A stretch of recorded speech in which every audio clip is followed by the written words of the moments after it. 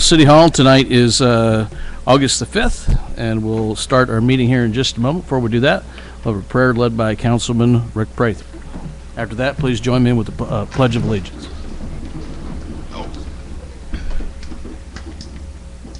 Dear Lord, thank you for this beautiful summer day and for all your blessings that you bestow upon us.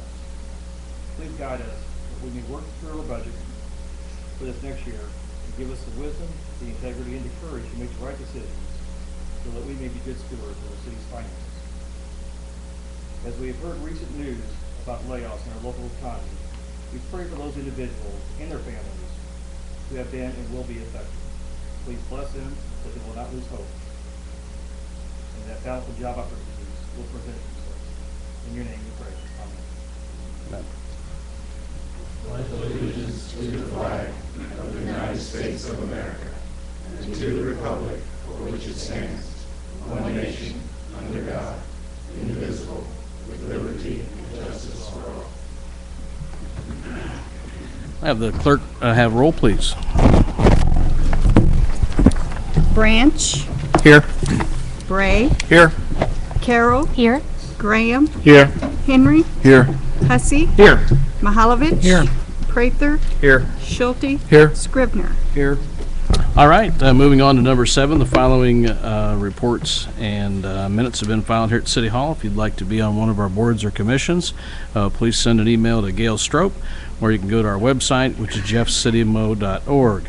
Council committee reports. First will be Carrie Carroll and the Admin Committee. Carrie. Thank you. Administration Committee will meet this Wednesday at 8 a.m. across the hall. Thank you. Thank you, Carrie. Moving on next is Sean Schulte and the Finance Committee. Thank you, Mayor. The Finance Committee met on Tuesday, July 23rd. We reviewed the financial reports, income statement, and lodging tax report.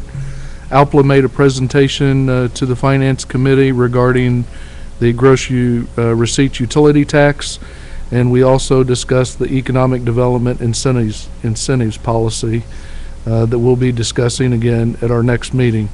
The next meeting is August 20th, 7:30 a.m. across the hall.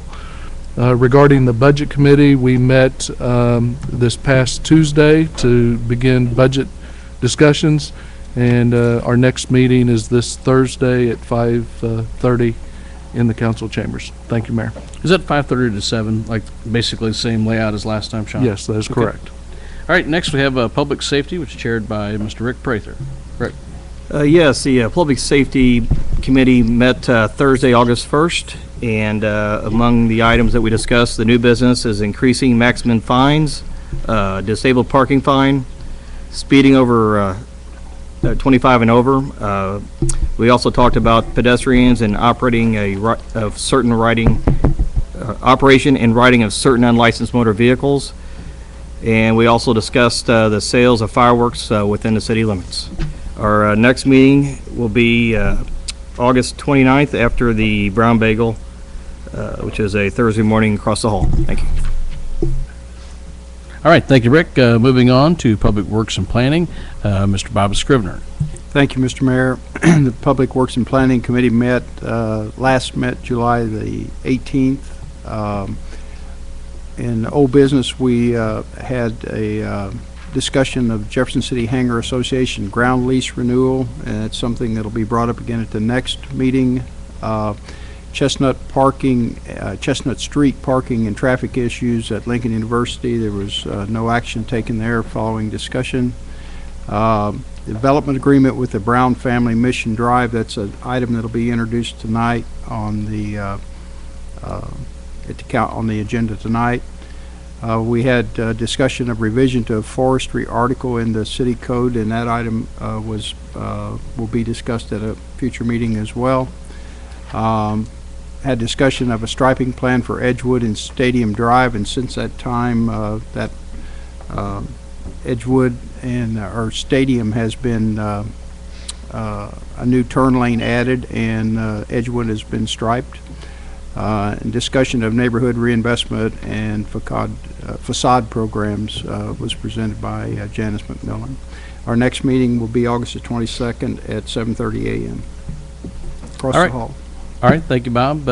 Any other liaison reports tonight? All right, seeing none, we'll move into number 10, Mr. Allen. Tonight we have a presentation from Randy Allen, who's the CEO and president of our local area Chamber of Commerce, to give us an update on R.R. Donley. Randy, thank you for being here. Mr. Mayor, members of the council, it's a pleasure tonight to be with you to talk a little bit about, well, maybe I shouldn't say a pleasure. It's not a pleasure at all to be here tonight to talk about R.R. Donley. Last Thursday, as most of you know, the firm notified its employees, and that's the first time we heard that they were closing the facility as of October the 1st. Provided what they call the WARN notice, which is a state law required when more than, I think it's 50 employees, when a plant is closing. That gives 60 days for the employees to seek other employment. Anyway, we were shocked by this. We've worked pretty hard in the last 5 or 6 years to help create about 550 jobs in the manufacturing sector, and with almost one fell swoop, this was taken away. So obviously it's part of the economy. We know that this industry was suffering in terms of going to electronic rather than print media. This firm did a lot of textbook printing, which was not a growing thing. But as close as 3 months ago, we had a report from the local folks that said that their workload was higher than ever, that they were printing a Granger book, and that things were looking good. So the point is, I guess one of the things we want to make to you all tonight is that you never know. And you need to protect those good jobs that you have as much as you can. With that, I would just be willing to answer any questions that you might have about where we go from here. We're working very hard, as stated in the news articles, to try to find out more information from the company. We have had some indirect contact with them, no direct contact. At least I have not talked directly with any of the company officials. We're still trying to do that. Find out if there's any way to save any part of it. I am told that that's not the case, and that we probably will move on to phase 2, which is to work with the existing employees to try to find employment in the area. I believe we are planning at least a tentative date of a job fair on August 22nd with the the Division of Workforce Development, the Chamber, and the company to gather people together to try to see if we can match up skills for those employees. 475 very, very good jobs. And then the next thing we need to do is find out if that facility is going to be marketable. We do have a lot of information that leads us to believe that that is a very marketable piece of property. We get lots of requests for facilities 500,000 and more. This is almost 700,000 square feet. It's in good shape. It's in the central part of the community, and it's on rail. So all those factors, we look to the bright side and say, can we market that facility in the future? So we're trying to make contact directly with the company to find out some of these answers, and hopefully we'll continue to do that. With that, Mr. Mayor, I'd be glad to answer any questions you might have. Any questions for Randy? To my left. Ken. Well, I guess it's more of a question for Randy, but maybe even something more for, I don't know if Bill's here or Nathan, to talk a little bit about, that's 475 jobs, impact on the economy, sales tax revenue. Have we given any thought, or do we know anything quite yet as to what that impact would be, or does the Chamber have any projections? I could probably answer that. Nathan had sent out a deal over the weekend. At this point in time, we're thinking maybe $50,000 to $100,000 in sales tax. We're not sure. I talked to Sean at length. Was it Friday night? And as part of Thursday night's budget meeting, I think we need to have an open discussion on reducing revenues down due to this. I don't think we want to go too deep too quick, but at the same time, in a tight year already, I think it's a wise thing to do. So it's something we are looking at. Yeah, I mean, we have done some work on return on investment in terms of new jobs in the community on that 550 jobs that have been created. We know that has a substantial impact. And if you just take it to the wages, you can make a calculation on your own, but a loss of wages in the community is a substantial impact. How it translates, I think Nathan made the correct statement in the paper, you don't know. Loss of jobs versus gain of jobs are also two different things. So it will have an impact depending upon how many of these folks can be absorbed into the economy. And I am actually shocked at the number of people that have contacted us and said, we've got openings and, we want to try to absorb these folks. Whether it's the same level of job or not, that's to be seen. Nathan? I was just going to add, in addition to sales tax, there's the issue of property tax. And of course, the building will stay, and so that property tax continues, but they had substantial amounts of personal property, their equipment and stuff, which we assume will be leaving and will not be taxable. It won't affect our budget this year, but it will have a substantial impact next year. And I think that's kind of what the mayor and Mr. Betts and Mr. Schulte and I are all going to kind of meet after this meeting and talk about. Anything else to my left, to my right? Bob? Randy, I was a little encouraged, even though obviously they're not going to absorb all of them, but I was encouraged to see an ad in Sunday's paper after that announcement. Command Web was wanting to hire pressmen and other people in the printing industry. So it does show that if you have the right products, perhaps, or the right relationships or whatever, that there is still some growth maybe in the printing business, but obviously textbooks are difficult. Right. You're exactly right, Bob. And it is. They were one of the ones that contacted us, and you talk about a perfect fit. The employees that did the work at Donley could be absorbed pretty easily into Command Web's situation. So that is a good thing. I've seen some things in the paper about assistance. Do you know what kind of assistance the state provides other than job fairs and unemployment, perhaps? Well, in fact, I know that they do one-on-one counseling, and so they'll come in, I believe, and they will provide one-on-one counseling with each of the employees to help figure out what they do. The difficulty with a lot of those employees, they've been there for a long time. So changing jobs or skills, whether they go back into the education system and retrain, but the Division of Workforce Development does a really good job of counseling with those folks. Thank you. Anything else? Rick? Are you aware of any current industry or manufacturers that are either expanding or plan to expand in the future? Well, yes, the ones that we have, obviously on the list, the Alpla, Unilever, they're all expanding.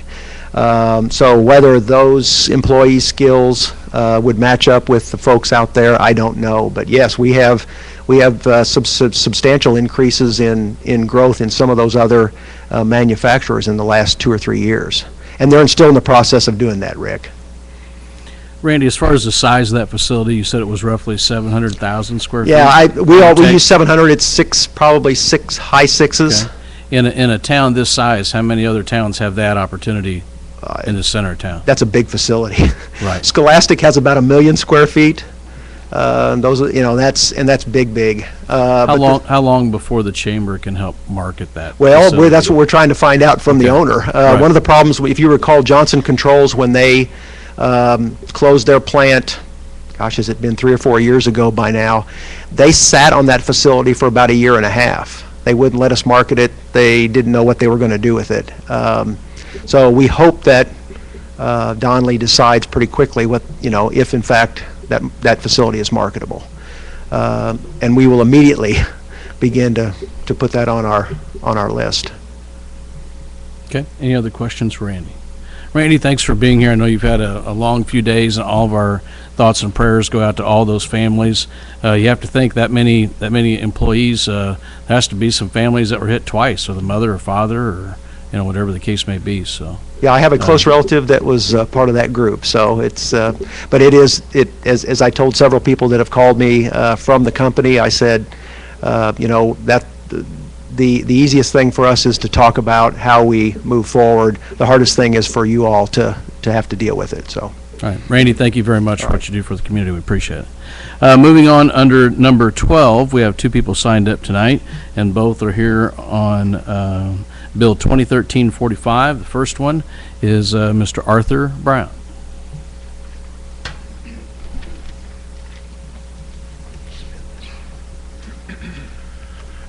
Good evening, Mr. Mayor. Arthur Brown, 714 Clark Avenue. I'm here this evening to speak before the council. My brother is going to make a small presentation. We thought it would be appropriate at this time. We're going to talk about the Mission Road project. You've heard about the consortium. I'd just like for you all to see the face of the consortium tonight. My Brown Webbs are here, from my brother Don, his wife Joyce, my wife Daisy, my brother Charlie and Shirley from St. Louis. Mr. Reiterman has a previous engagement tonight. He had to back out at the last minute, but he had expected to be here. I have our attorney, Mrs. Audrey Smolin, and right here is Mr. Ed Rackers, the other partner in the consortium. So at this time, I will back down and give it over to my brother, who is the spokesperson for the Mission Road Consortium. All right, thanks, Arthur. As a lot of people may or may not know, Glover has had a tremendous singing experience within our city, and it looks like you got your brother to warm up for you, guy. Well, he was a little nervous. Oh, okay. I know in past council meetings, they always took the microphone. I think I'm going to do that tonight, if you don't mind. We have a handout we'd like to give to you so that you can peruse while I'm making my presentation. We'd like to say thank you very much for allowing us this opportunity to speak before you tonight.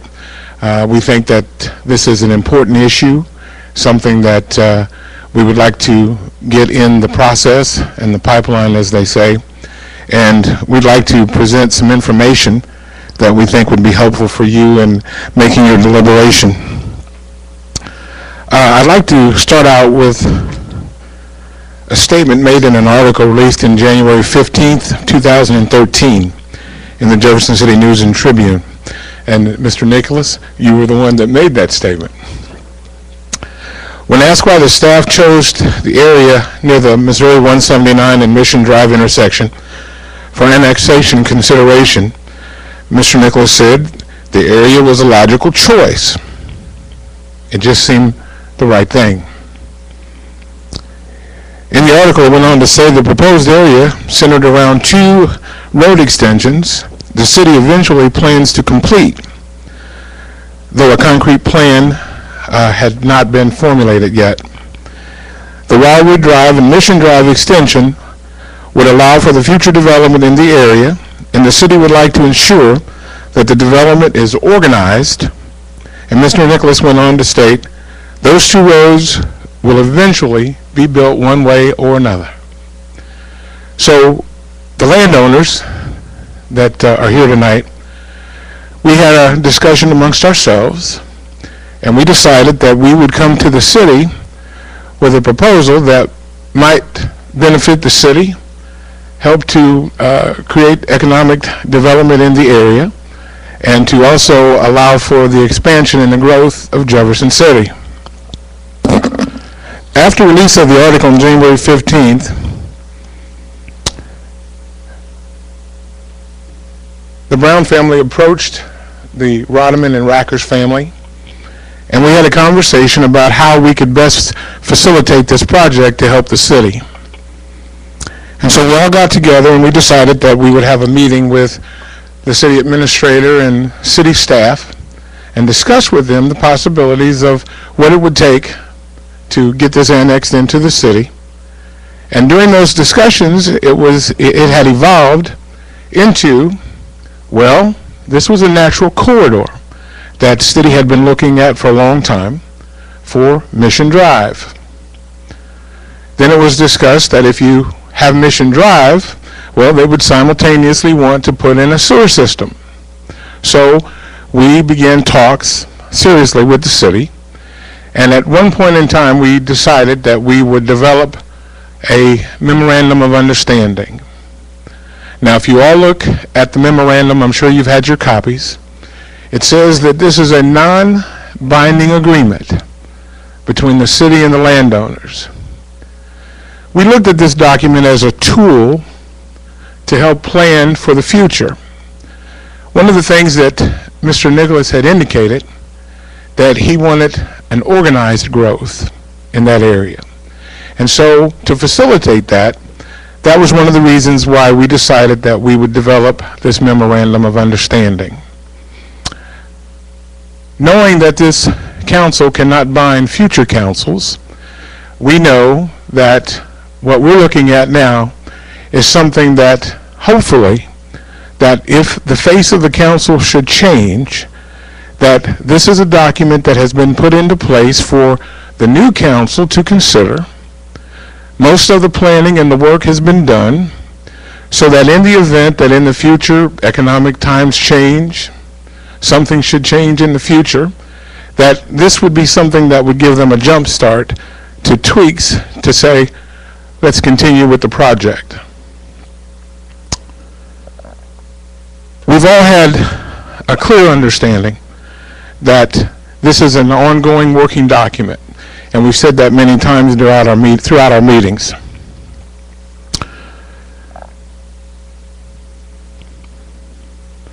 The consortium is looking at right now trying to facilitate whatever it is that the council would like to see happen out there. And so, again, this document is a working document, and we realize that this council, again, cannot bind future councils, so that in the future, if the face of the consortium doesn't change, we would all still be on the same page. Now, I know that's been expressed several times, that the face of the council may change before this comes to fruition. Well, one of our concerns is, if you look at this group back here, we're not spring chickens either. And so we are concerned about the face of the consortium changing. So what we wanted to do was to have a document here that would outline in the future what if the council who had jurisdiction at the time decided that they wanted to act on this, that it was already in place with tentative terms and agreements that could be met by both the city and the landowners. At this point, I'd like to just close out by saying that we looked at this area for the potential impact, both economically and for the growth and prosperity of the city. You have approximately 200 acres of open land that's free from housing, free from easements, free from any development that may be in the way of the city. And so we felt like, again, this was one of the plus points for the city to look at this now so that they can do this in a cohesive and a very planned way to make this project happen. So with that, are there any questions? All right, thank you, Glover. The bill's obviously going to be introduced tonight. There'll be debate and comment here in the next couple of weeks, but are there any particular questions for Glover right now? All right, thank you, sir, for being here and bringing I just have one more thing, Mr. Hilbert. We were supposed to give him a cue, I'm sorry. There were some things in the bill summary that we wanted to get straightened out.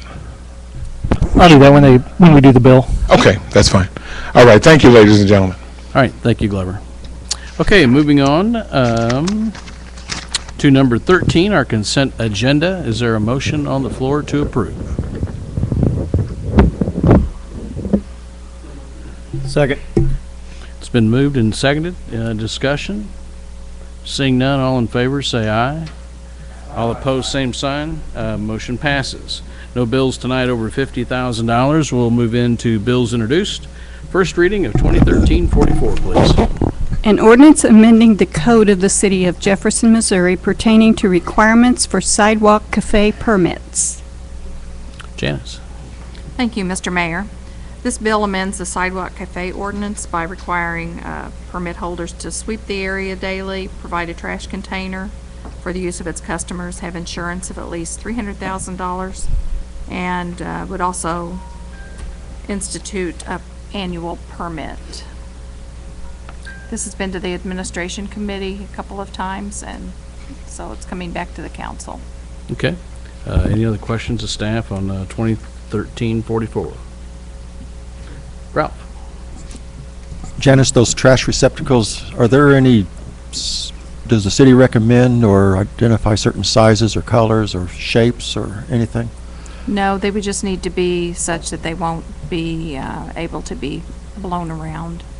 They would bring them in after their service is complete for the day. Do you know if those trash receptacles collected by the local trash service? No, they would be, the owners would dispose of the trash Okay. along with their normal Okay, thank you. trash. Okay. Any other questions? Carrie? And this also addresses Ralph's question.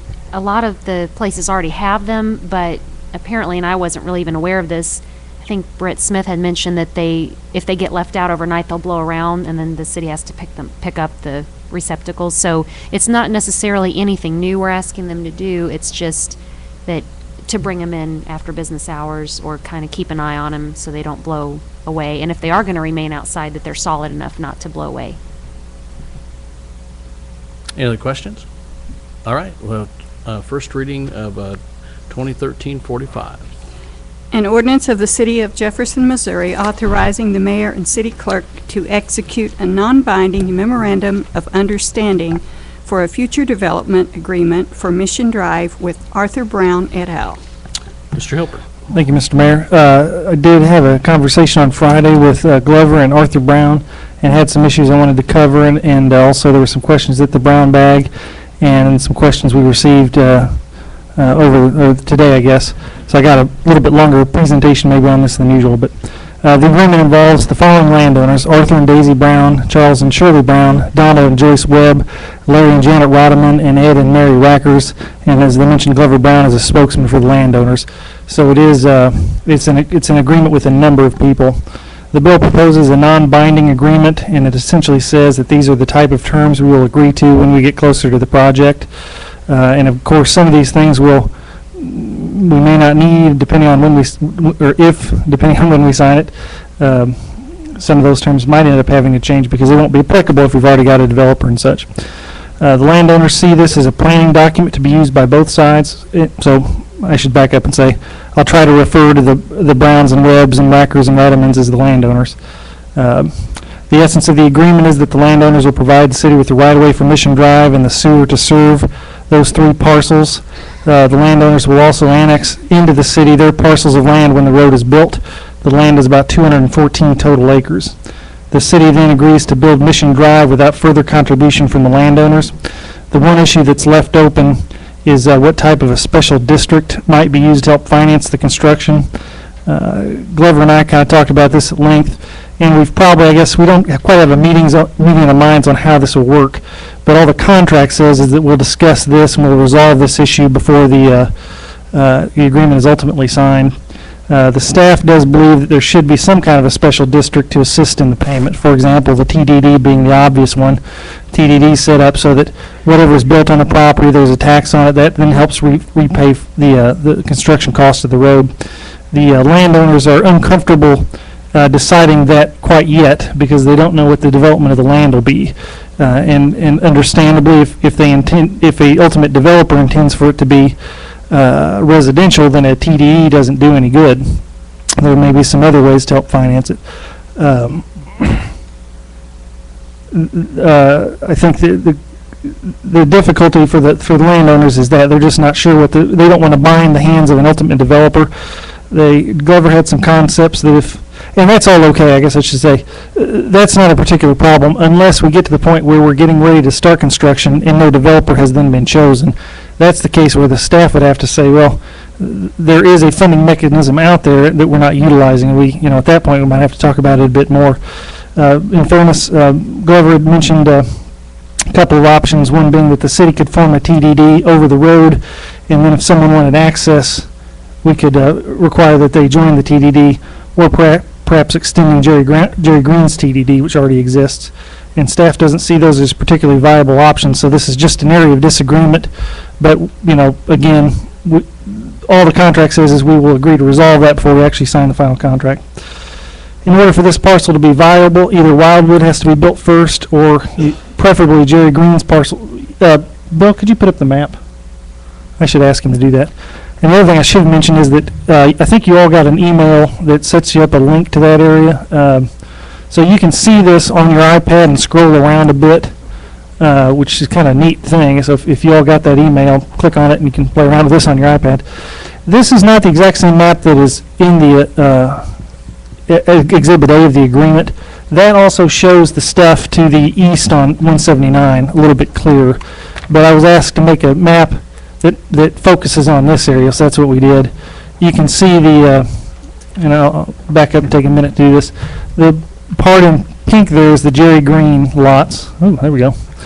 The parcel to the west then he's pointing to is the Brown Webb lot.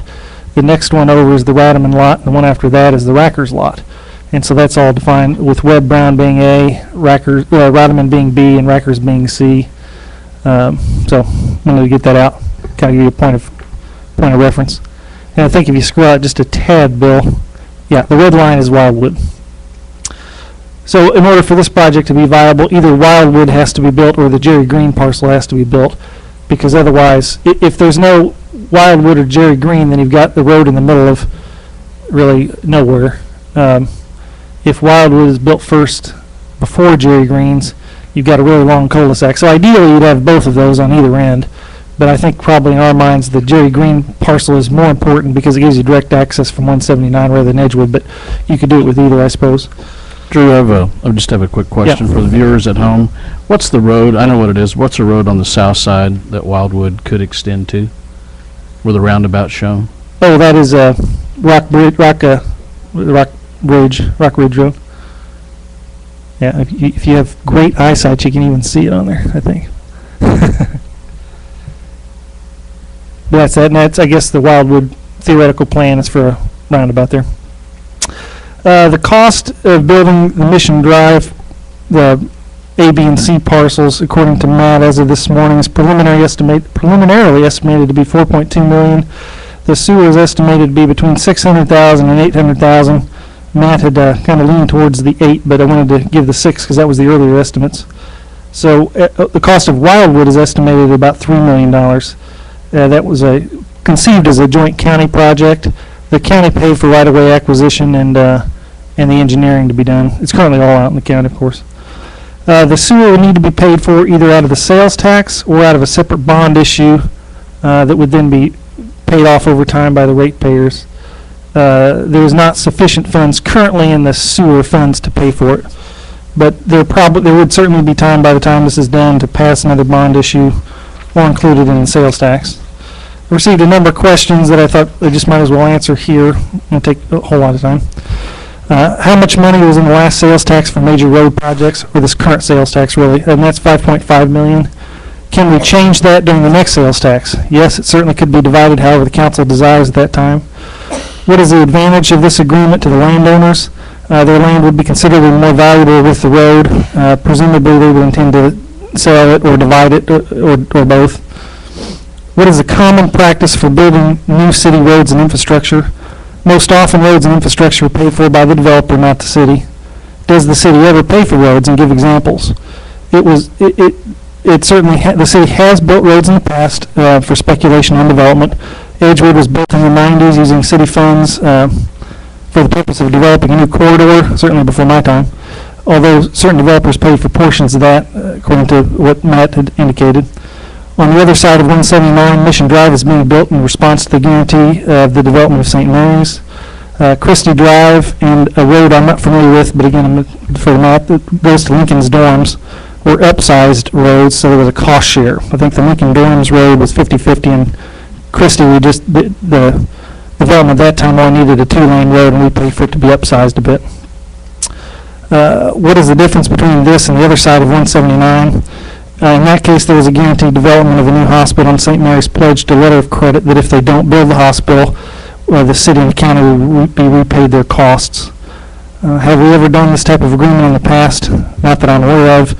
Is this type of agreement legal? Yes. Can the city annex the property without this agreement? Yes, it could put it up for an election. What does the county think of the agreement? The commission's position is, I spoke to Commissioner Ellinger, who relayed the feelings of the commission. The commission's position is that while it may be a worthy project, they feel it is too early to commit, and there's not enough commitment from the developer at this point. Mr. Brown, Glover Brown may, I'm not sure if that follows what his belief is, so you may want to certainly speak on that. Will this agreement be on the table if we turn it down now? I don't know the answer to that, but I suppose it would depend upon whether the landowners, what the owners determined to do with the property. So I've tried to answer all the questions I was asked. I can certainly try a little bit more, and Matt can hide all he wants, but he's probably got more answers than I do. Okay, any questions for staff at this point in time on 2013-45? Bob?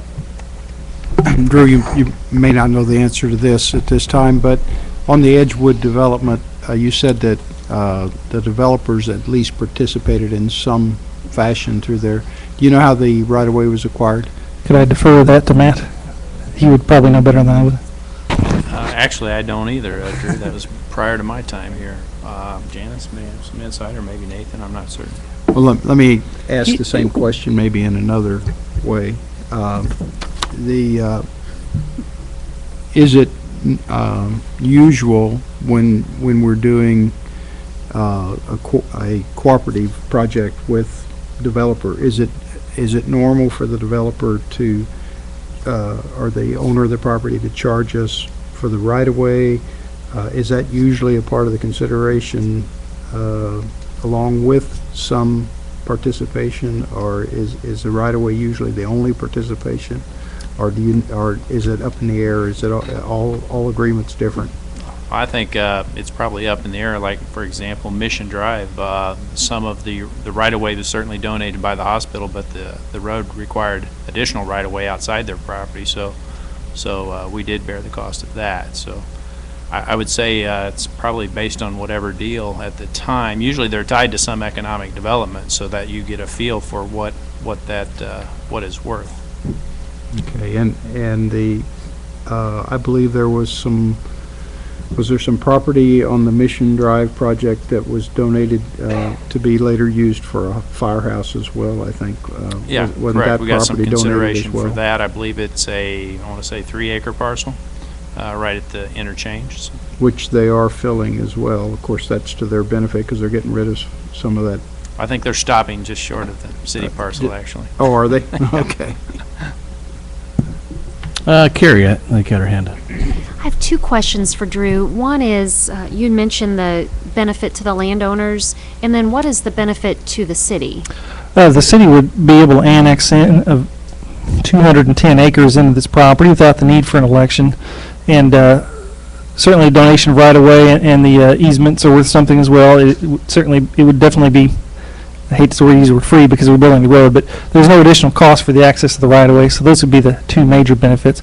And if I could throw in one other thing I forgot, this is part of the agreement requires a cost share with the county, so when I talked about the cost of the road construction, you should probably half that for the city, assuming the county agrees later on. So, sorry. That's all right. And my second question is, if this is not the right time, I know the county said it's too soon, and we know it's non-binding, but so we want to make sure whatever signal this council gives, that it is something that future councils would look at and feel comfortable. We want to send something out there that's comfortable, but if this is not the right time, then when is the right time? Like, when are these kind of agreements done then? Well, my feeling from the county was that they were looking for a developer at the table to participate in the costs. The right time is whenever you say it's the right time. So the city could move forward with this. I think it's probably worth touching on the staff recommendation on this, is that if this group of councilmen feel like this is a project they're ready to commit to in the next sales tax, there's no problem with agreeing to it. If it's not, then the staff doesn't think you should agree to it, because we don't think you should mislead the Browns. They'd be making, landowners, because they'd be making plans based on that. Now, of course, they understand, and we understand there's plenty of ways to back out, but, we want to be honest with them moving forward. So the right time is whenever it is. All I can tell you is the counties, that seems to be that was Commissioner Ellinger's statement to me. It's how I understood it anyway.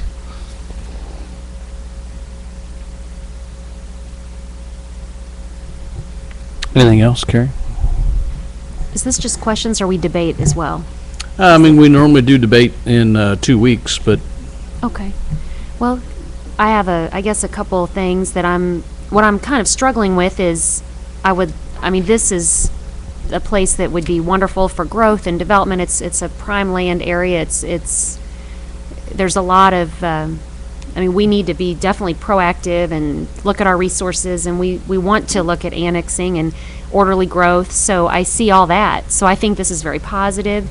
Then the other side of me is noticing that we've really never done this. And one of the questions is, when have we ever done this before? We haven't. It's not to say we can't, but when I say this, I don't mean the agreement, I mean building the road. And the comments that have come back to me recently are, you don't do this for other developers, you're going to hear about this. The other developers are not pleased that the council would do this when they're going to be asked in the same area. If it was somebody else, they would be asked to do the road.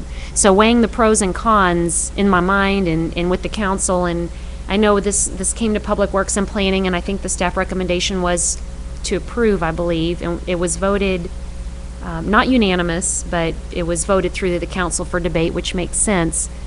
But when we don't ever do it, and we have no examples on record other than really, and the Mission Drive, which, like Marash said, is tied with economic development. We don't have that tied here, but we want to see future economic development.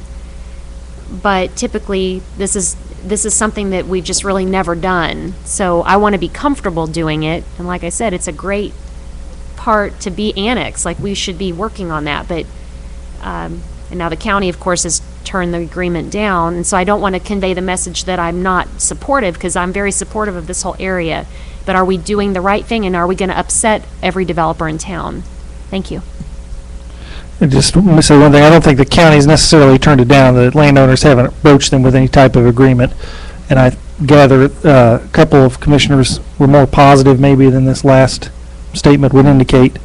And the only other comment I'd have is the closest thing that we're aware of would be at the Edgewood, and I'm not familiar with what happened or what was going on at the time. I was probably in high school. I don't know. someone at this general area just called you a smarty pants, not me. Ralph. Drew, that area in purple, you said that that property, that parcel has a TDD in place? Yes. That is the Jerry Green's property. It's got a TDD. Does that assume commercial development versus residential? I understand from third-hand comments that that Mr. Green's belief is that the area around the road will be commercial and behind it would end up being residential. So it certainly assumes commercial area right off the road. And ordinarily, would that contractor or that developer would build his own road? The expectation is that Mr. Green will build that road, yes. And with the TDD, that recovers? Yeah, the way the TDD works is he'll build the road, the TDD will charge a tax on all the purchases, and that'll be refunded to the developer for the cost of the road. So over time, he'll be reimbursed the entire cost of building that road. So it's a financing mechanism. So the community would bear quite a bit of cost in the construction of that road as well, indirectly, or maybe directly. Well, there would be no city money put into it directly from city government. Mm-hmm. Mr. Green and whoever he's using to either finance or develop it would pay for it initially, and then the public shopping of those areas would pay, a % or so on top of every purchase until that's paid back. Do we anticipate a certain schedule for the development of that? Mr. Green is dealing with some legal issues on that parcel that he's got to resolve. It's my understanding, I'm not directly involved in that, but and I gather once he's done with that, he's interested in moving forward on development, but that timing is unknown to me, and I don't think, unless you ask him, anybody else would know. All right. And Mayor, may I follow up with one more question? Go ahead, Ralph.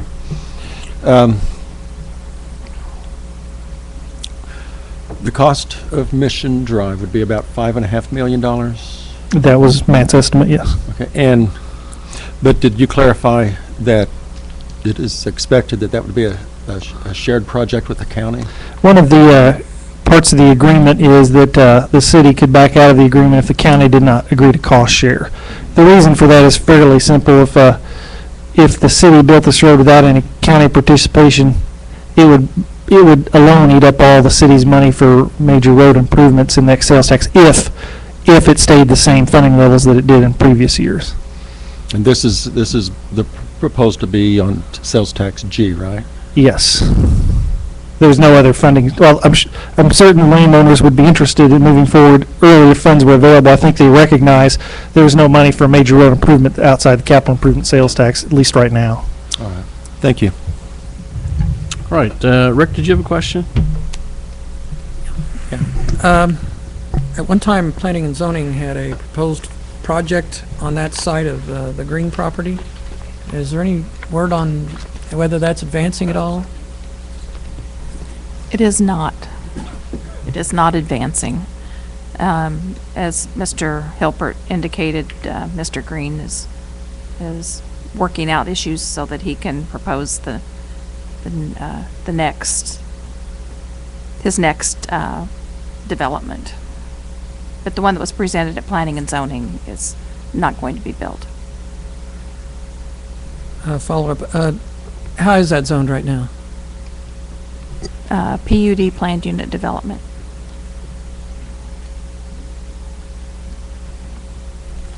Any other follow-up, Rick?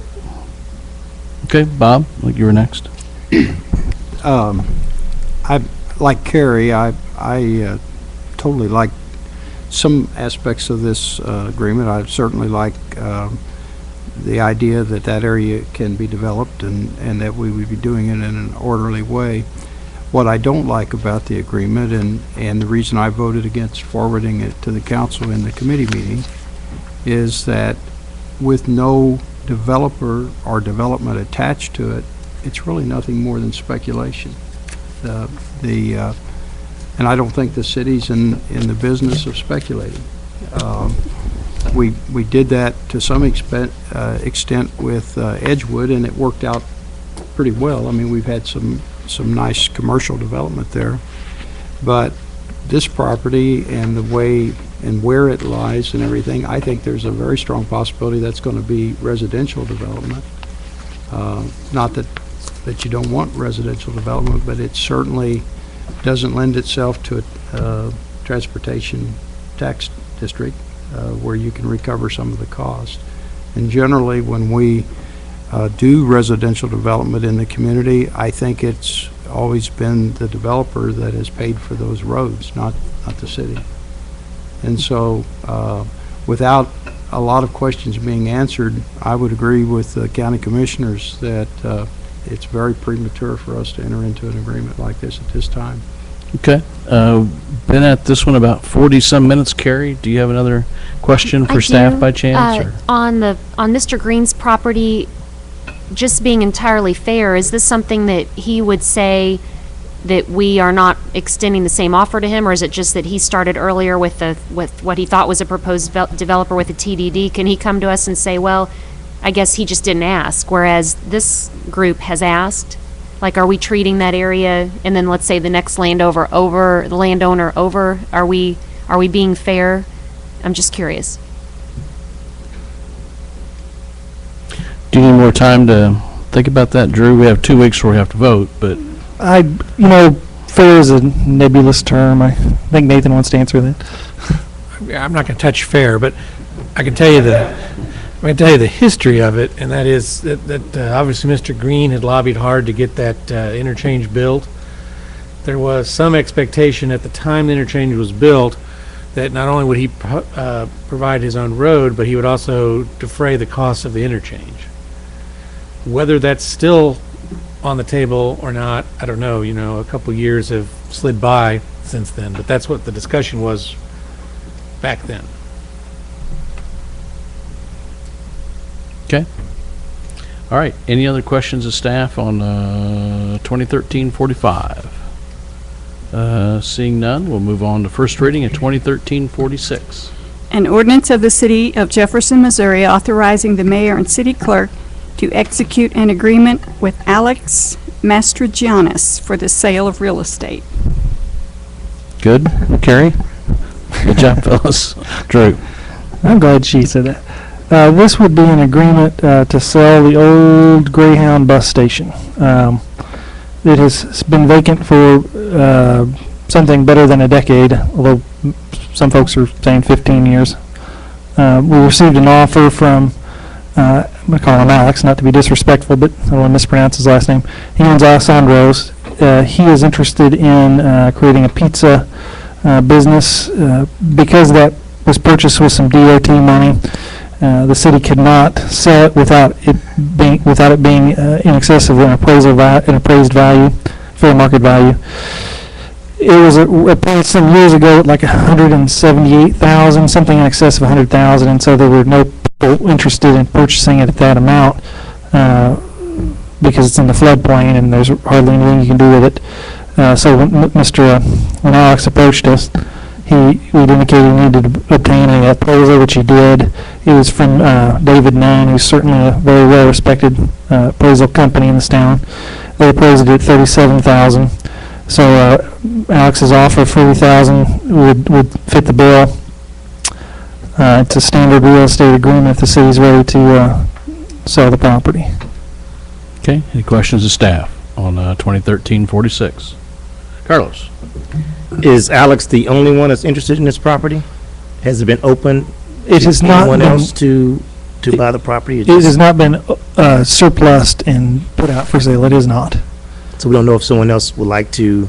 I know of one other person who had interest in it, but they were not financially able to purchase it even at $40,000. So I'm not aware of anyone else. That doesn't mean they exist or don't exist. I don't know. Okay. I guess I should say I know that Alex had indicated he was not particularly interested in being in a bidding war, so he would probably withdraw if we wanted to do that. But you had said something during our meeting once about in this type of scenario because of a floodplain. Can you explain that to the audience at home? Oh, sure. This area is mostly in the floodplain and just barely in the floodway. And what that means is that if you basically do any construction of more than 50% of the value of the property, that you're going to have to comply with all floodplain restrictions, and essentially that means bumping it up out of the floodplain, so it has to be, what is it, Matt, 29 feet from the river bottom or something like that? Matt might be able to answer that. The obviously our floodplain engineer took a look at it and talked with Alex, I'll use the first name too, and told him what could be done with the property. There might be some small expansion he could do, some parking lot areas, things of that nature, not a lot of renovation at this point. You could not realistically tear the building down and build much on the property. Okay. Mr. Schulte, I think, had a question. Thank you, Mayor. I serve as the liaison to Parks and Rec, and I remember some discussions in the past about the Greenings of America and also the master plan for the city's greenway system. And so after our brown bagel on Thursday morning, I called Mr. Lockwood and asked him to look at the property and see if he felt like there would be an immediate use for Parks and Rec. And so I'd be interested to hear from Mr. Lockwood as to what he found out and what interest there might be from his department for its use, if that's okay. Bill, I'll ask you. Is that okay? We did look at the building. It had been probably 15 years since I'd been in it myself. I think there is some good potential there for a public purpose reuse of the property. As Mr. Schulte mentioned, our Greenway Master Plan calls for the trails to be extended through that area at some point in the future. It was also pointed out that it's not too far off the beaten path now for people coming across from the Katy Trail to have access to a public restroom. The site has some potential for some exterior development with maybe adding a few picnic tables, those sorts of things. I think Diane Gillespie with CVB is here also. I know some of the uses discussed in the past were for kind of a self-serve visitor information center, and I think there may be some degree of interest, although neither her board nor mine, either one, have really met to discuss and vote on the issue. But I think felt like maybe there was some potential to continue the discussion to retain that building for some future public use. It could be put back into service relatively quickly, I think, with mainly a good cleaning and other landscape overgrown materials, remove those sorts of things without a great deal of additional expense. So I think there is some degree of interest. I can't say that the Park Commission will vote at this point to pursue it, but we are meeting next Tuesday evening, and we'll have the opportunity to discuss it at that time. Drew, hate to put you on the spot, but at this point in time, is it available for other city departments and/or other city entities, community entities, to look at the building at this point in time? I just asked the question because I'm not sure. Nathan looks like he really wants to answer that. Then I asked Nathan. Only because I've kind of wrestled with this, and Matt and Janice may have more to add, but the issue is that the building was bought using federal transit money, and so it can be used for a transit type purpose, and that's somewhat subject to interpretation what that phrase means, but for another department to use it that was not directly transit related, the city would have to pay for the building, and we would have to pay the appraised value. Back to whom? Well, to make it more confusing. It is confusing. The money would be paid to transit. Okay. So transit basically owns it, right, guys? Yeah, it's sort of like transit owns it with a lien from the feds. Okay. Any other questions of staff? Oh, Bob, go ahead. Drew, I'm curious, the $37,000 appraisal, what methodology was used? You couldn't even begin to build that building for $37,000. So. Yeah, it was difficult for him because there's hardly any comparables. Right. I can force David to come and answer all your questions if you like. It was whatever methodology he used to determine. I can't remember what he used as comparables, but I know when he talked to me initially, he needed to know about how much of it was in the floodplain, and he made that statement. There's hardly anything like it, so we had to talk about what the potential business usage was and lack of expansion. So I'm not sure I can give you a better answer next week. I would just be curious because if it's only worth $37,000 or even $40,000, which is what we have an offer for, it would seem to me that utilizing it in a method as described by Mr. Lockwood, certainly the city would get more value utilizing it in that fashion, since it can't be rebuilt or reacquired, anything like it reacquired for that kind of money. Yeah. I would think that we'd get more value than what the $40,000 would be to us, using it rather than now if we're going to let it set for another year, we might as well sell it. But if we're going to use it, that's a pretty cheap acquisition to just utilize it. Say the advantage is that you would put it into the tax rolls and someone would be paying sales tax on it. The disadvantage is, you're right, there might be some uses for it. It's in a nice prime location, but for the floodplain, it'll be a really nice location. Yeah, I mean, and as far as it being transportation, I think the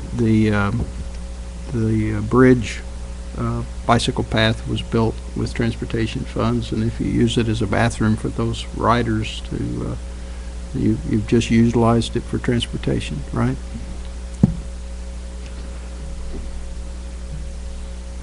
I really wouldn't want to comment on that. I think it's certainly something we could discuss as to what that would mean. All right, any other questions on 2013-46? Carrie?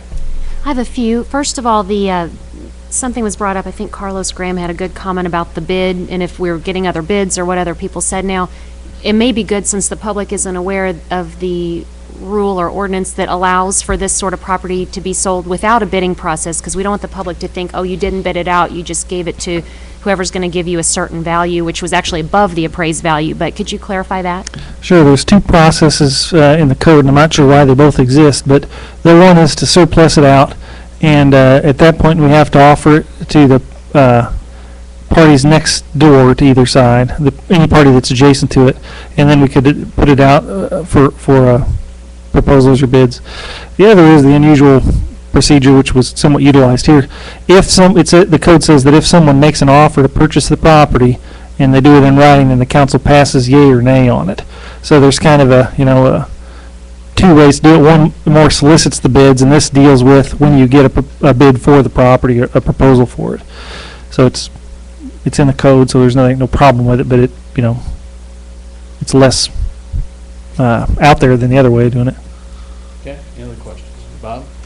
Question, if there is a federal lien on it, is what I understood Nathan to say, does that mean that if the proceeds are less than the lien, that those proceeds won't even be kept by the city, they'll have to go back to the feds?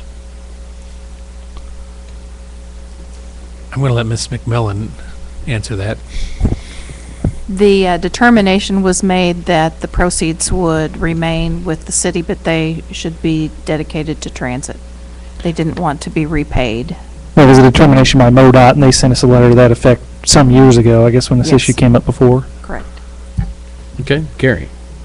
I have a few comments, and first of all, Alex Mastroiannis in Greek, the G is a Y sound, so if you just think of it like a Y, you can pronounce it better, but a little Greek lesson.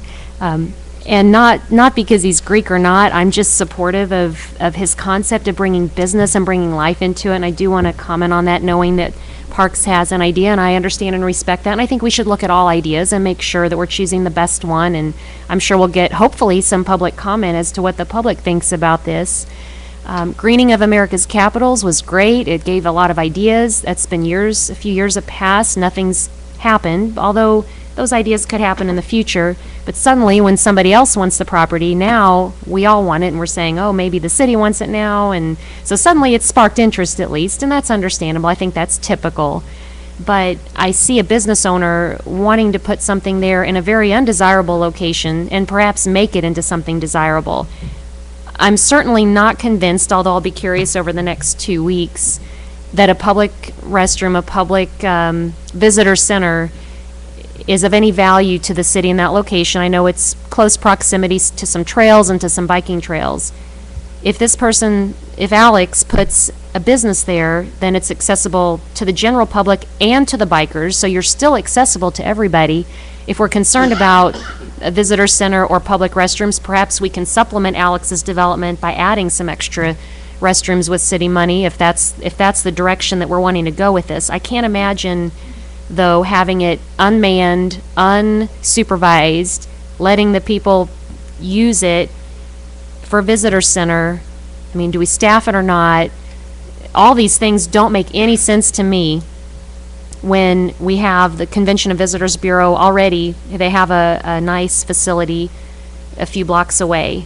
So I don't know why we'd build two. I can't understand the value in putting something that's a business, and not just any business owner. I have to give him credit and say he's a business owner that's been around for many years and runs a very successful business in town. People know his product. They know he's going to do it well. And I would encourage you to drive by and say, do you think this is where we want to take our visitors? I mean, I just can't even imagine it. It's been vacant for many years. I forget, did you tell us how many years that place, the Greyhound bus, has been vacant? Is it 20? I'm not sure. Something more than 10. Okay, more than 10, probably 20. And so, frankly, it's an eyesore, and if somebody wants to come in and do something with it, I think we should be backing that up and cheering it on and say, please do it, because that would really, it would also, if truly our purpose is to make it a place for walkers, bikers, and visitors, it would make it that by his development. So I think more power to him. He came up with a great idea. Nobody else has come forward if they've asked. it hasn't come to fruition, and we've got an offer on the table, and let's take it before he changes his mind. Thank you. All right, moving on. Anything else under 2013-46? Seeing nothing, we'll have first reading of 2013-47. An ordinance of the City of Jefferson, Missouri, approving a preliminary PUD plan for property located at 2500 Tanner Bridge Place, described as part of the north half of northeast quarter of Section 25, Township 44 North, Range 12 West, Jefferson City, Cole County, Missouri. Janice. Thank you, Mr. Mayor. This application came before the Planning and Zoning Commission at their meeting on July 18th, and it will have a public hearing in front of the council at the next meeting on August 19th at 6 p.m. The applicant proposes to build a restaurant and event center with outdoor seating at the location shown on the map, and that's at the intersection of Lorenzo Green Drive, which is the former Route B highway, and the intersection of Tanner Bridge, used to be Tanner Bridge Road, but when the new Route B was constructed, Tanner Bridge Road was dead-ended at the new highway. So the little spur there is called Tanner Bridge Place.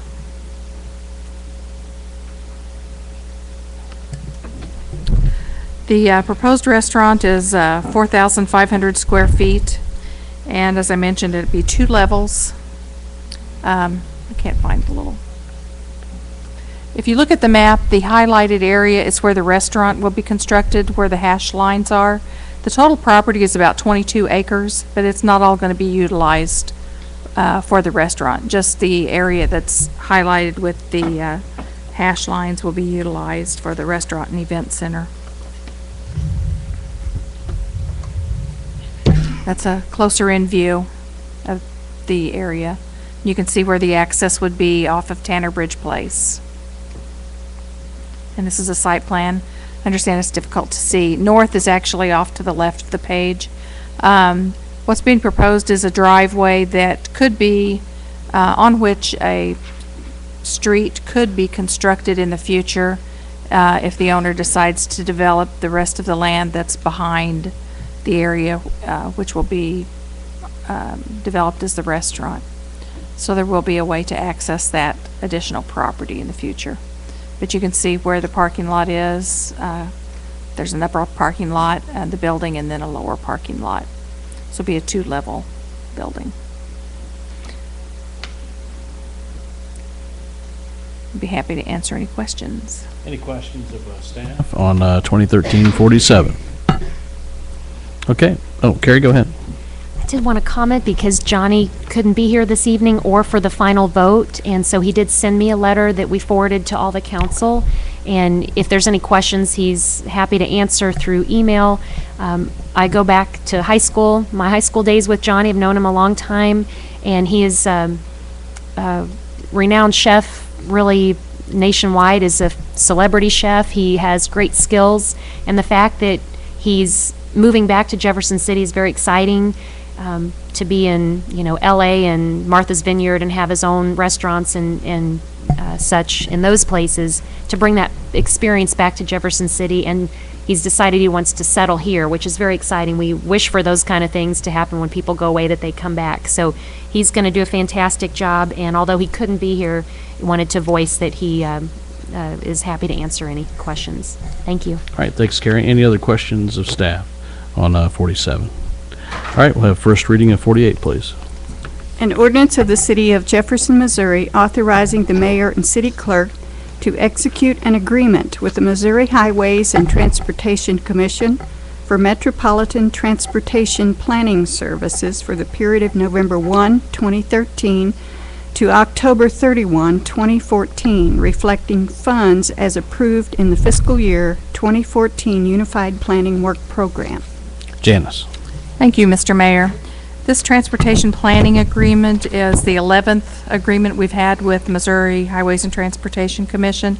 It funds our transportation planning program through Capital Area MPO. And as you know, that pays for the federal portion, and the city and Cole County match, provide the local match, a 20% match. The total program will be the total planning agreement is $148,200, and our local match is $37,000 for a total program of $185,000. Be happy to answer any questions. Any questions of Janice on 48? All right, thank you, Janice. Moving on, first reading of 2013-49. An ordinance of the City of Jefferson, Missouri authorizing the mayor and city clerk to execute an agreement with Aplex Incorporated for the 1300 block Moreland Avenue Neighborhood Improvement Program NIP project. Matt.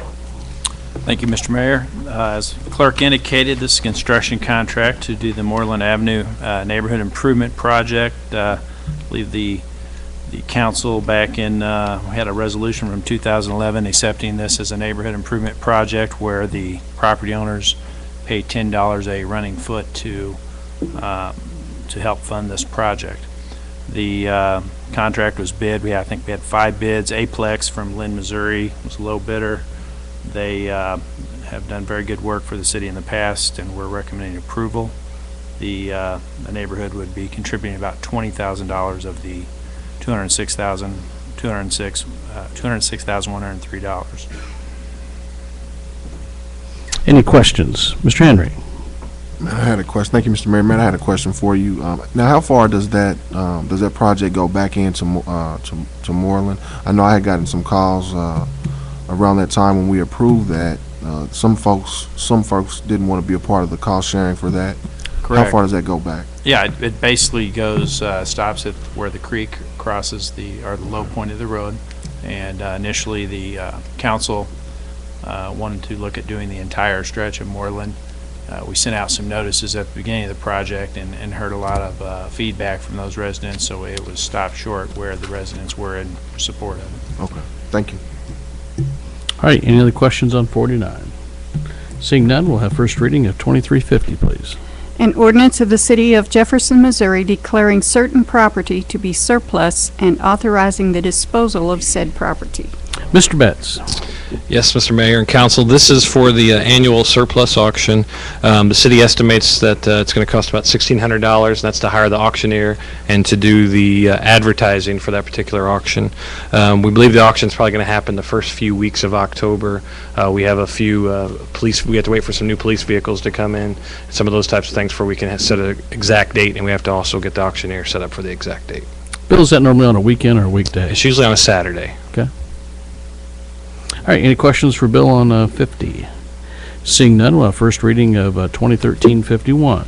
An ordinance of the City of Jefferson, Missouri adopting a budget and personnel classification plan for the city for the period of November 1, 2013 to October 31, 2014, and appropriating money in the city treasury to pay the cost of operating the city government during that period in accordance with the budget.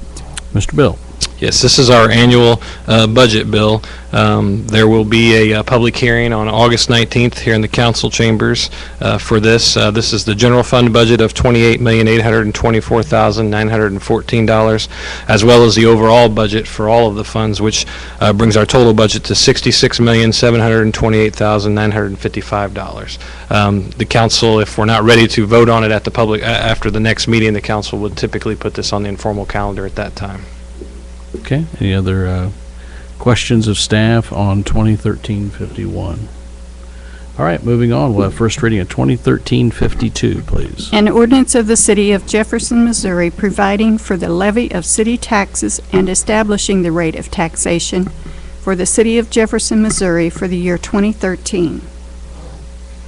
Bill. Yes, this is for the, as the clerk said, for our property tax rate. Our current property tax rate is 46 cents for the general fund and 9.61 cents for firemen's retirement, which brings the total property tax rate to 55.61 cents. There will also be a public hearing on this particular bill at the next council meeting. We will probably need to vote on this bill at that time, or we'll have to have a special council meeting, as this is due up to the Cole County Clerk's office by August 30th at at 5 o'clock p.m. So we do have to set our tax. We don't have much room. If you look at the bill summary, you'll see that we don't have much room if we wanted to increase it without a vote of the people, which the mayor nor the council recommended that, or the mayor nor the city administrator recommended that. But you will see there is a proposed tax rate ceiling that we do have, and it's 47.49 cents for the general fund and 9.92 cents for the fireman's pension. So. All right, any questions of Bill on 2013-52? All right, Bill, thank you. I know you've been busy as of late with the budget. Thanks a lot. Moving on, third reading. We'll have third reading of 2013-38.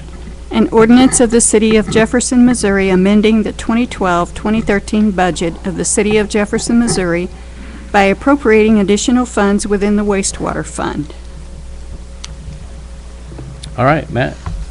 Thank you again, Mr. Mayor. The appropriations within the wastewater funds comes from their fund balance to purchase additional chemicals, which are used to treat odors in the system, and staff would recommend approval. Cost is $50,000, I think. Okay, any comments or questions of staff on 2013-38? Seeing none, roll call, please. Branch. Aye. Bray. Aye. Carroll. Aye. Graham. Aye. Henry. Aye. Hussey. Aye. Mahalovich. Aye. Prather. Aye. Schulte. Aye. Scrivener. Aye. Motion passes. Next we'll have third reading of 2013-39.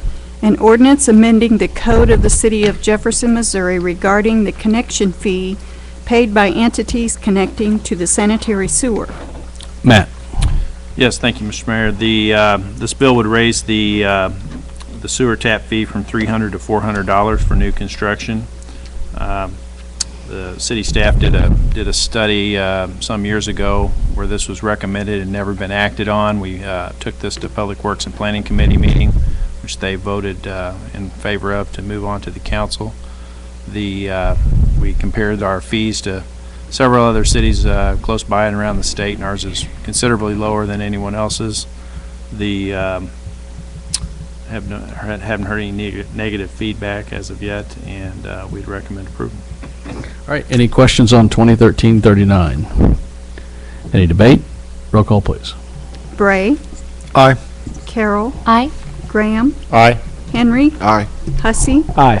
Mahalovich. Aye. Prather. Aye. Schulte. Aye. Scrivener. Aye. Branch. Aye. Motion passes. Next we'll have third reading of 2013-40. An ordinance of the City of Jefferson, Missouri authorizing the mayor and city clerk to execute a contract with Hutchins Telecom, LLC, to construct the Route B Tanner Bridge sewer extension. Matt.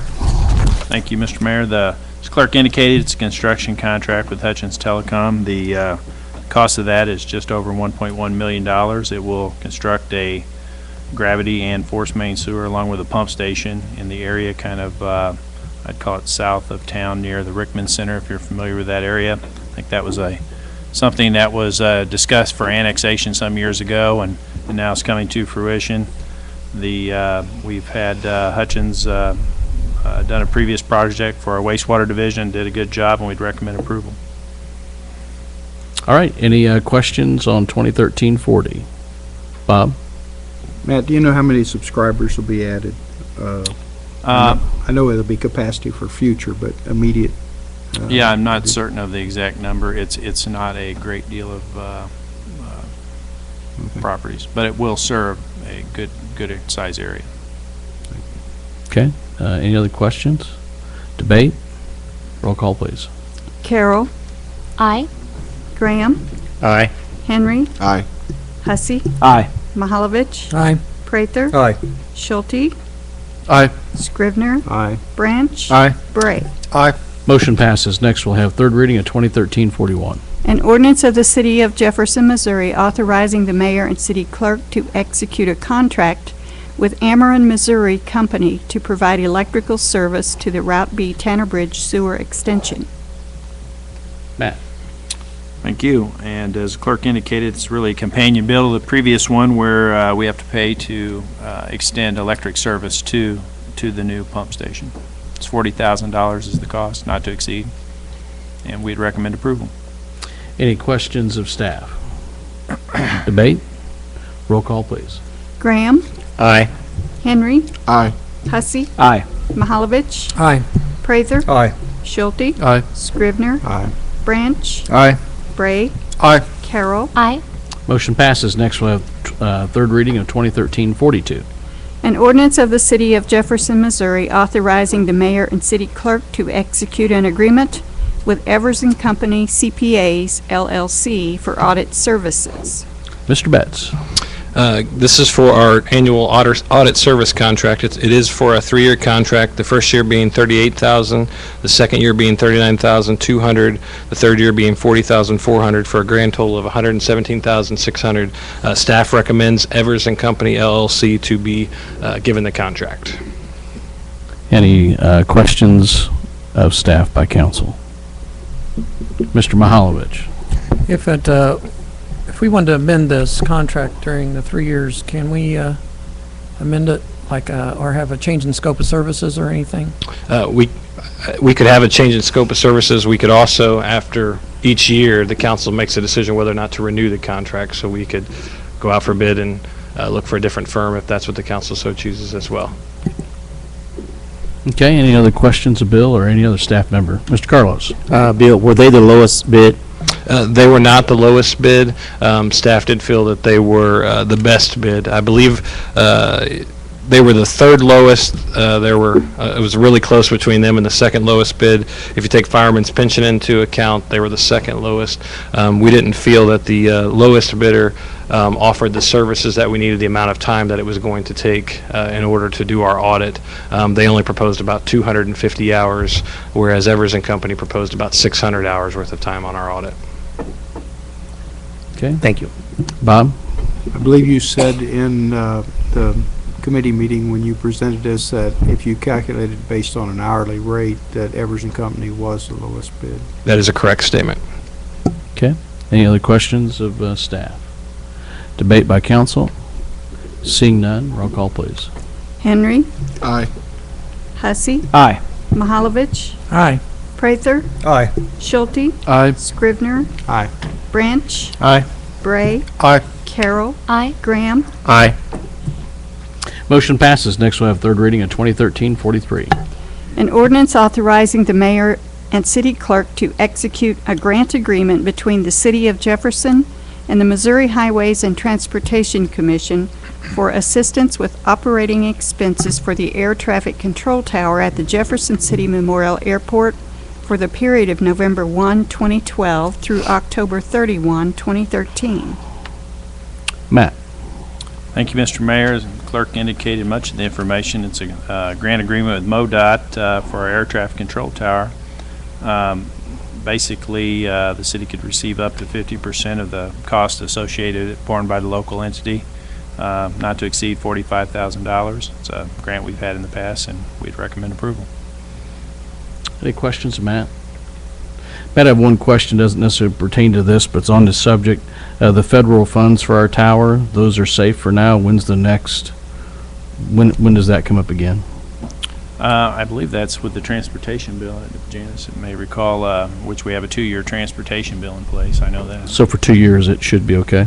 That's my understanding. Okay. Debate by council? Seeing none, roll call, please. Hussey, Aye. Aye. Mahalovich, Prather, Aye. Schulte, Aye. Scrivener, Aye.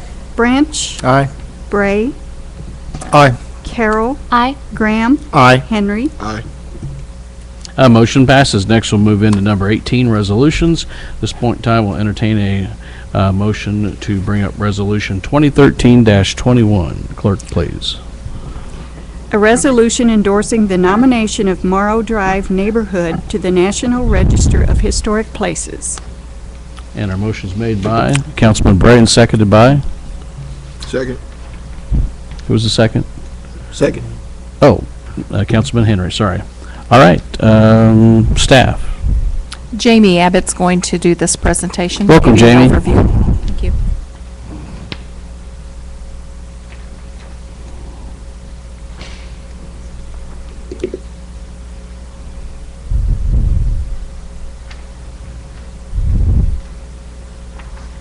Good evening. How are you all? Welcome back. Thank Thanks you. for being here, Jamie.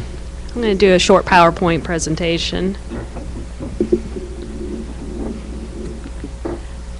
The Morrill Drive Historic District nomination, on the screen there I have a couple properties that are within the district. The first property on the upper left-hand corner is at 1204 Moreland. The next one beside it is at 1117 Morrill, and then 1122 Morrill Avenue.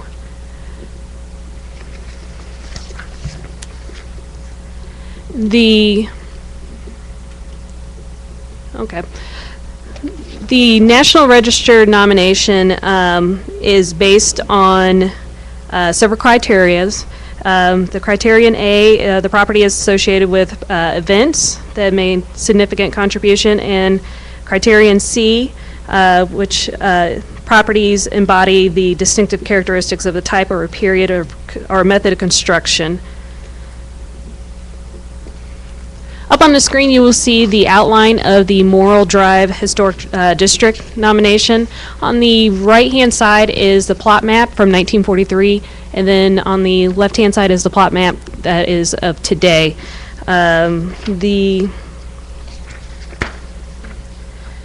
There are 6 different areas. Plot A on the left-hand side is the Wagner Place. Plot B is Fairmont Place, replat. Plot C is Fairmont Place East. Plot D is Virginia Place. Plot E is Vineyard Square. And then Plot F is Shaw and Pollock's Addition. The National Register nomination, within the actual nomination, the draft nomination, the period of significance is circa of 1847 until approximately 1950. Anything built or moved into the district after 1950 is considered non-contributing. Approximately there's 310 resources, including 255 main buildings, 51 outbuildings, mostly garages, 3 landscape islands, and 1 Civil War monument. Up on the screen you will see the Wagner Place subdivision plot. Wagner Place was the first subdivision, which was developed by George Wagner. He had owned the track on the site of the former fairgrounds and had hired the firm Hare and Hare out of Kansas City to plan a type of a subdivision that was new to Jefferson City. The choice of Hare and Hare is significant. Hare and Hare is known for landscape designs in and around Kansas City. They had a growing reputation for and kind of garden subdivision. Hare and Hare is recognized by the Cultural Landscape Foundation for its importance in the field.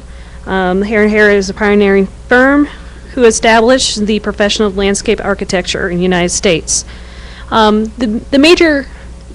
It's my understanding the major aspect of hiring Hare and Hare is that Hare and Hare diverted from the grid system of the city. Instead, they plotted with the natural landscape of the area. I had mentioned previously that there was 3 landscape islands. Up on the screen, you will see 2 of them pointed out. The islands are in Fairmont Boulevard and Fairmont Court, part of the original plan for the Wagner Place subdivision. There's also 1 non-contributing object, a stone monument marking the location of General Sterling Price Civil War March in 1864. The monument was erected just outside the district boundaries in 1933 and then was moved to its present location in 1954.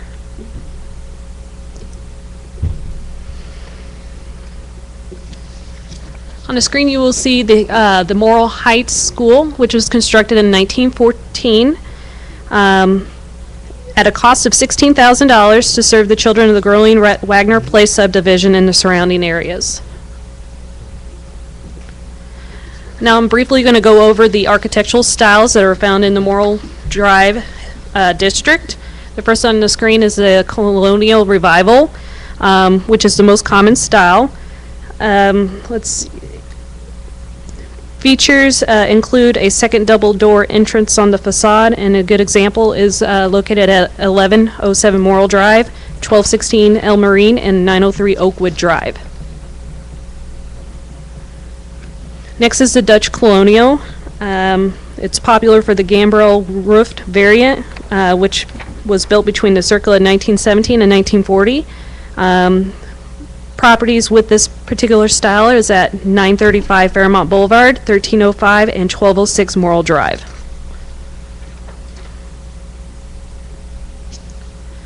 Next is a Tudor Revival, built primarily from the mid-1920s into the 1940s. Most examples have a brick exterior featuring steep or medium-pitched front gables. Some include half timbering and stucco. Examples are found at 1212 Moreland Avenue, 934 Morrill Drive, 901 and 904 Oakwood Drive. Next is the Craftsman style, which take the bungalow form. Full width porches, low pitched roofs, simple brackets, exposed rafter tails, tapered square wood piers, and typical features of a style in the district. Good examples at 1311 Moreland, and the one picture is 912 Oakwood.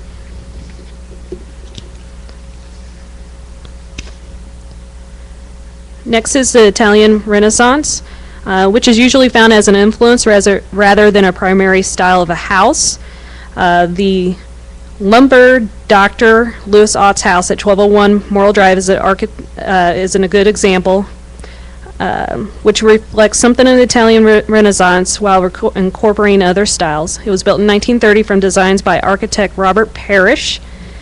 Features include low-pitch hipped tile roof with wide eaves, the arch entry, and general massing of the house. And then finally, finally, the Prairie House is another style which is often felt as an influence. Has strong horizontal emphasis, wide eaves, and low-pitch roofs. The good example is 1303 El Marine Avenue. It's a one-story building with a flat roof extending over each of the two asymmetrical square bays of the front facade. 1118 Morrill Drive is a two-story example, which I do not have pictured. The Morrill Drive nomination is out of a Historic Preservation Fund grant. The city had hired the consultant Lynn Jossi. The draft nomination may be viewed at the website listed, and on August 9th, the Missouri Advisory Council on Historic Preservation will review the nomination. I could take any questions if there are any. All right, any questions of Jamie? Jamie, great job. Thank you very much. Any debate by council? If not, I'd say we're probably ready to take up Resolution 2013-21. Roll call, please. Branch. Aye. Bray. Aye. Carroll. Aye. Graham. Aye. Henry. Aye. Hussey. Aye. Mahalovich. Aye. Prather. Aye. Schulte. Aye. Scribner. Aye. Motion passes. Next, we'll take up 2013-22. Do you have a motion and a second, please? Moved by Councilman Scribner, seconded by Mr. Prather. First reading, please. A resolution of the City of Jefferson adopting a disadvantaged business enterprise DBE goal for fiscal years 2014 through 2016 for FTA Section 5307 Transit Operating Funds and directing its implementation. Mr. Betts. Yes, this is the goals for the next, for 2014 through 2016 for DBEs. These goals, the city does not self-certify in deciding the vendors. We use an organization called Missouri Regional Certification Committee. Our goals in the last, since 2005, have ranged anywhere from 1% up to 3.4%. The goals for the next, for this 3-year period are going to be, we've set them at 2.12%. Any questions of Bill? Seeing none, any debate on 2013-22? Seeing none, roll call, please. Bray. Aye. Carroll. Aye. Graham. Aye. Henry. Aye. Hussey. Aye. Mahalovich. Aye. Prather. Aye. Schulte. Aye. Scribner. Aye. Branch. Aye. Motion passes. Next, we'll move into number 19, which gives people from the gallery a chance to speak. First on the agenda tonight, I have Mr. Tim Turpin. Tim is a invited guest of Councilman Bray. Ralph wanted me to point that out. We won't hold that against you. Okay, thank you. Welcome. Please limit your remarks to around 3 minutes, please. Yes, sir. Thank you for having me, Mr. Mayor and council people. I came today in response to a previous council meeting, I think 2 or 3 council meetings ago, where there was a presentation on trap, neuter, and release for feral cats. I'm not sure if there was a budget proposal for that or if that was just a presentation to the. It was just a presentation by a citizens group. Okay, and I'm not a citizens group, I'm just a citizen, and I would like to propose the opposite of trap, neuter, and release. Feral cats are responsible for the immediate death of 1.5 billion songbirds in the United States annually. They're also estimated for the destruction of 20 million small mammals and up to 10 million reptiles. These are not just numbers for feral cats, but also for pet cats that are released outside. But probably 40 to 50% of that number can be designated to truly feral cats, not just house cats that are allowed outside. So the trap, neuter, and release program is expensive. It costs us ecologically, but it also costs us as a society and disease vectors for pet cats. I'm a pet cat owner, and the trap, neuter, and release allows animals that have had diseases not treated during their neutering to further those diseases once released into the re-released into the ecology. That's all I have to say. Any questions for Mr. I think I said Turgeon. I'm sorry, it's Turpin. Turpin, yeah, Tim Turpin. My bad. No wonder Ralph was looking at it. I thought you were related to someone else that was here speaking on this last time. That's why I was I'm not related to any confused. Turpins in Cole County. I wanted to point that Okay. out. All right. Got that out of the way. There's a few of them that are permanent residents of Cole County. Gotcha. I think we all understand. All right, anything else? Thank you very much for being here and using your right to speak up. Next, under number 29, I have Mr. Charles Gaskin. Charles, welcome.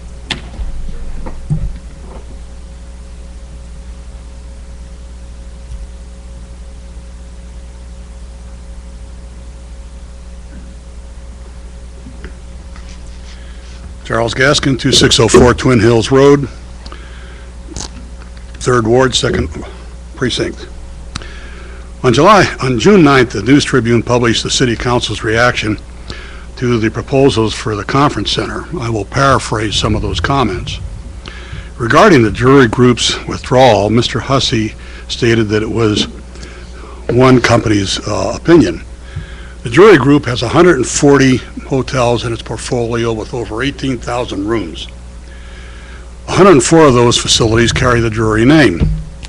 Since 2006 through 2013, J.D. Power and Associates have surveyed over 60,000 of jury customers annually and have awarded them their top award of the highest in guest satisfaction among the mid-scale hotels chains. In 2013, Jury also ranked 3rd in that same category across the entire hotel industry. The Earharts have 25 hotels and the Farmers have none. The Drurys made a sound business decision, and you should pay close attention to their reasoning. Mr. Prater said that Drury's withdrawal was not too concerning, as they may not be aware of the area's market. They have a hotel in Columbia, right across from the Columbia Mall, and it's adjacent to the Columbia Expo Center. I think that should qualify them as knowledgeable in the area's market. Mrs. Carroll asked if there was anything that could have been done to prevent this withdrawal. Well, just look at their 2 remaining proposals. Both offer less than what the city has wanted. Worse yet, both have errors, inconsistencies, and oversights throughout their proposals. I ask you to really read through their proposals and look at it page by page, and I think you'll see what I've seen. But that's not their fault. I believe this is, and this is proposal 2646.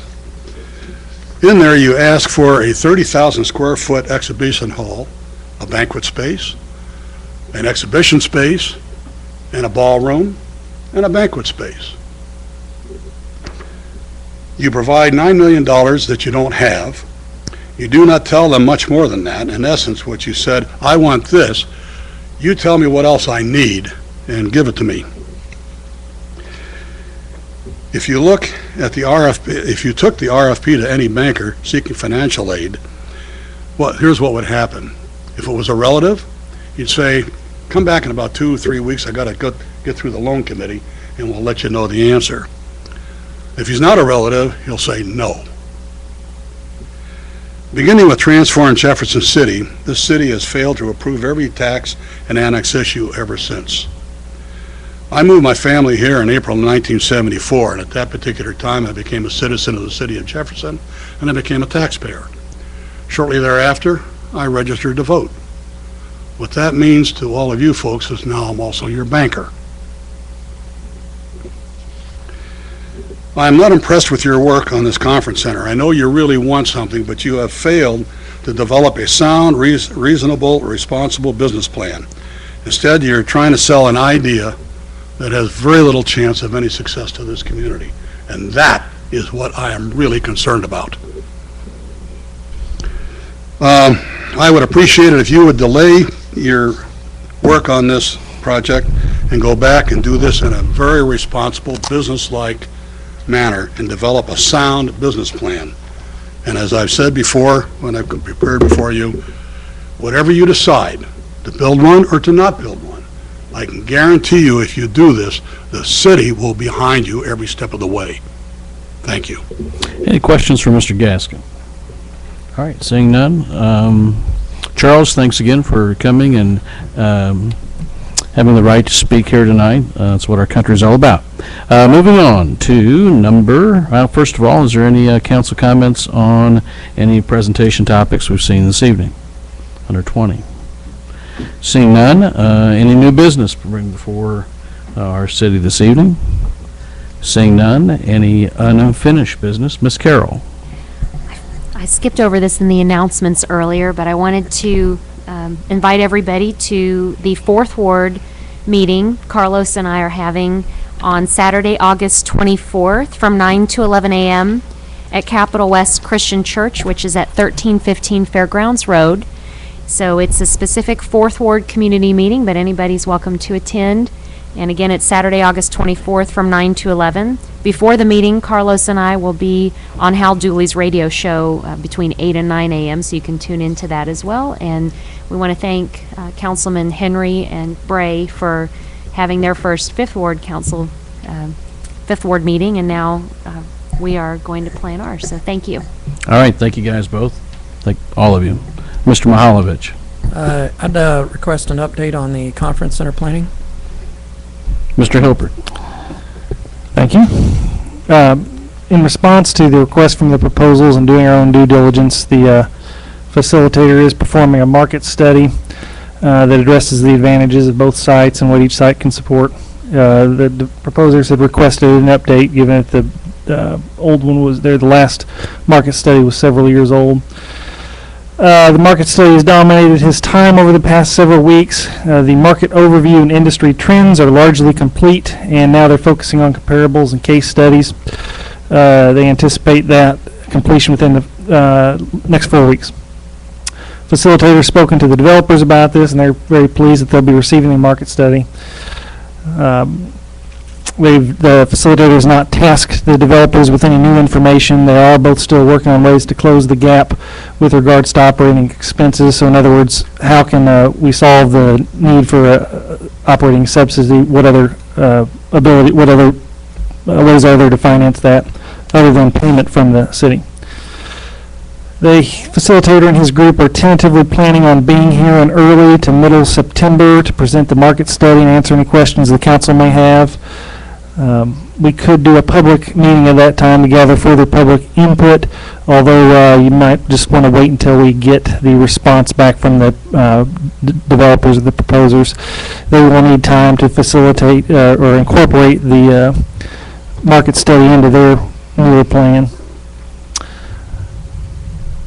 Another area that they've been focusing on is soliciting information from the event planners, which is the primary users of the conference center. They've got some surveys going out. They went online with a survey last week, and they've already received 50 responses. They'll be in that process of contacting those people for further information over the next 2 weeks. And if we give all that time to fully flesh out, it would appear there would not be anything for the council to decide on until at least early to mid-October, although those things are in flux in a way because we still have to get all the responses back from the proposer. So that's a tentative timeline. Mr. Johnson did indicate certainly he can come to the council meeting whenever you desire, but his feeling was once the market study's done, that would be a good time to come in and just answer whatever questions you have about the market study and where he's at and where the developers are at the time. Rick. Based on your contact with our consultant, do you have confidence that he is approaching this in a business and responsible manner? Sure, I think that is his main goal. He has done these over, as you all remember from his credentials, he's done this in numerous places, and his primary goal is to make sure that all the stones are unturned and the council gets to make an informed decision whether that's to move forward or not. His stated goal is to get everything on paper for you guys to make an informed decision. Thank you, Rick. Any other comments or questions for Drew at this point in time? All right, moving on. Any other unfinished business? Okay, at this point in time, we'll entertain a motion to approve closed session minutes of July 1st, 8th, and 15th. Second. It's been first and second. Discussion. Roll call, please. Branch. Aye. Bray. Aye. Carroll. Aye. Graham. Aye. Henry. Aye. Hussey. Aye. Mahalovich. Aye. Prather. Aye. Schulte. Scrivener. Aye. Okay, that passes. At this point in time, we'll entertain a motion to go into closed session to deal with real estate, section 610.021, subsection 2. It's been moved by Mr. Hussey. Is there a second? Second by Ms. Carroll. Any discussion? Seeing none, roll call, please. Branch. Aye. Bray. Aye. Carroll. Aye. Graham. Aye. Henry. Aye. Hussey. Aye. Mahalovich. Aye. Prather. Aye. Schulte. Aye. Scrivener. Aye. Motion passes. We'll see you across the hall. Thank you.